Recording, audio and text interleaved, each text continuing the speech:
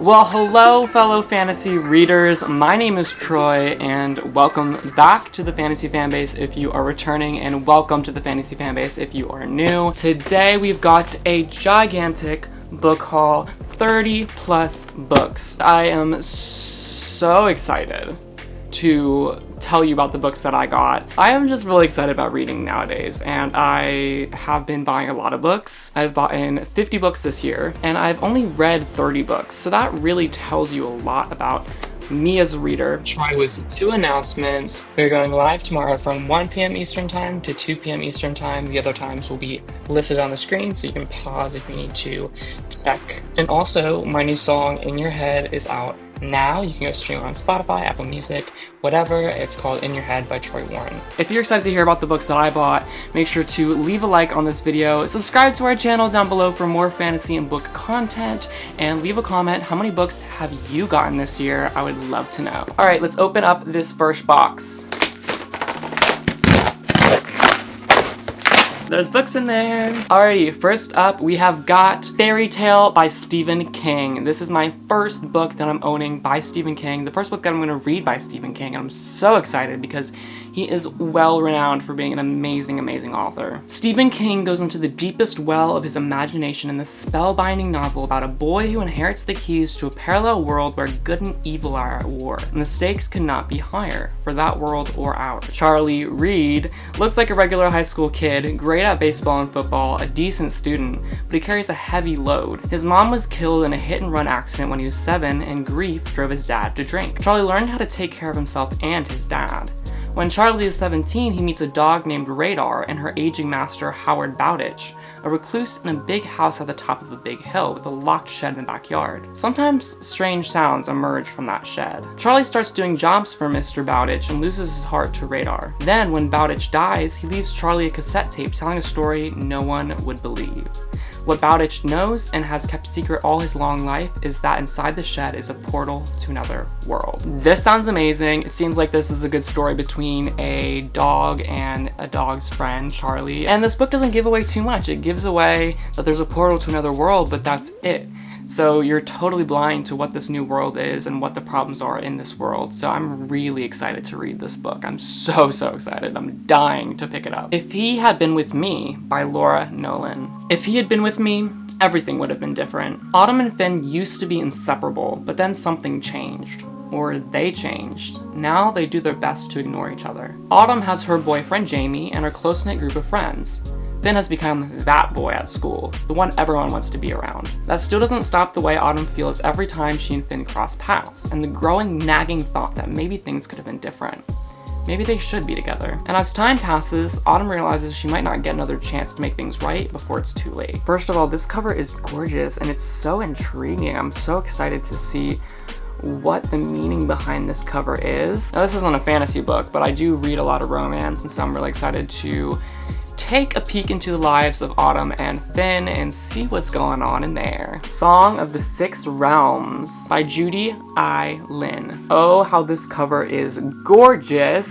This book seems so fantasy coded, and I'm so excited to dive right into it. It says, Zoo, a talented young musician, has no past and probably no future. Orphaned at a young age, she was taken in by her kindly poet uncle, who arranged for an apprenticeship at one of the most esteemed entertainment houses in the kingdom. She doesn't remember much from before entering the House of Flowing Water, and when her uncle is suddenly killed in a bandit attack, she's devastated to lose her last connection to a life outside of her indenture contract. With no family and no patron, Zoo is facing the possibility of a lifetime of servitude playing Quinn for nobles that praise her talent with one breath and sneer at her lowly social status with the next. Then one night, she's unexpectedly called to the garden to put on a private performance for the enigmatic Duke Meng. So fantasy coded. But basically this story is about the Duke and his offer to Zoo. He is to free Zoo of her indenture contract if she serves with him for 3 years, but his motives get called into question when monsters start attacking the Duke's palace. And she finds out that he's not just the Duke, he's one of the divine rulers of the realm. This just sounds gorgeous, and I'm so excited to read it. Next up, we've got Love Theoretically by Ali Hazelwood. I've heard a lot of great things about this author, and so I'm really excited to dive into a romance from her. This book is about a girl named Elsie Hanaway, who during the day is a professor for physics and thermodynamics, and by night is a fake girlfriend. But all comes crashing down when she meets one of her client's brothers, who is one of her arch nemesises, who is a rival in her field. Elsie is prepared for an all-out war of scholarly sabotage, but those long, penetrating looks, not having to be anything other than her true self when she's with him, while falling into an experimentalist orbit, finally tempt her to put her most guarded theories on love into practice. What an interesting question. I'm excited to read. Next, we've got Crave by Tracy Wolff, a highly anticipated book that I've been dying to read. My whole world changed when I stepped inside the academy. Nothing is right about this place or the other students in it. Here I am, a mere mortal among gods or monsters.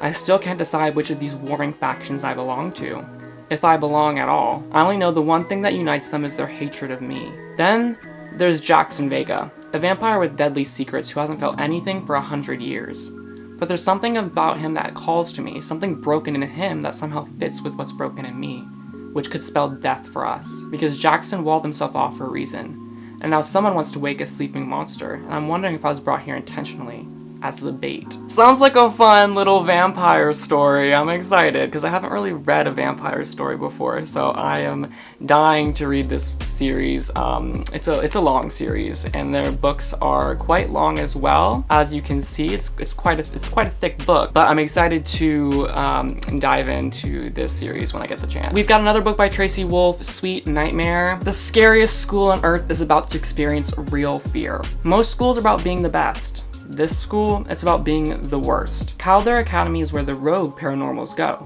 The ones who break the rules or lose control. And when that happens for vamps, werewolves, witches, and dark fae, it gets pretty freaking scary. I should know, because I'm trapped here. Look, every 17-year-old girl thinks their mom is a tyrant. But mine just happens to run Calder Academy, which paints a giant target on my back. The way I make it through these dark halls is by steering clear of the things and kids who go bump in the night. Especially Jude Abernathy Lee. But when a freak storm hits our isolated island, I'm stuck without a backup plan. The power is gone, the lights are out, and our worst nightmares are suddenly real and out for blood. Now the only way to survive is to align myself with one evil to avoid the other. And the only thing worse than the idea of getting close to Jude, secretly loving every minute of it. Oh, so this looks to be like a fantasy. I didn't even read the full synopsis when I bought it. I just heard Calder Academy, monsters are out, the power's out. I heard that and I started adding it to my cart. Excited to read this book. Alright, last book from this box is the wonderful Murtagh by Christopher Paolini. And this is a book that's set after the Inheritance trilogy by Christopher Paolini, so I'm gonna have to reread the Inheritance trilogy before I read Murtagh by Christopher Paolini. I'll tell you kind of how I think of the Inheritance trilogy. I think it's an amazing, amazing series, but it's gonna be exciting to revisit the world of the Inheritance cycle by Christopher Paolini in 2025 and finally get some new content in that world, because that is a world that I treasure so much. It is truly one of the best fantasy series out there. I definitely recommend Aragon to anyone that hasn't read it, and I'm excited to dive into Murtagh. Now we have got the second box. It is the One Piece volumes 1 through 23 box set. This contains the first two primary works or collections of the series, the East Blue and the Baraki works. And if you're not familiar with One Piece, it is a manga and an anime series, so it's based in Japan and has been translated over to English as well. And the premise of the story is we have got our main character, Monkey D. Luffy, we've got Nami, we've got Captain Usopp, and we've got Roronoa Zoro. And Monkey D. Luffy is the captain of the pirate ship, and he's trying to become the king of the pirates and find the One Piece, the treasure that the previous king of the pirates left behind. There's a lot of action, there's a lot of adventure in this series, and it's really good. I definitely recommend. I haven't read a whole lot of manga before, but I do know it reads a bit differently. You start from the back, this is the back, and you read it from the back to the front, which is a bit of an odd experience. But I'm excited to finally start reading the manga as well as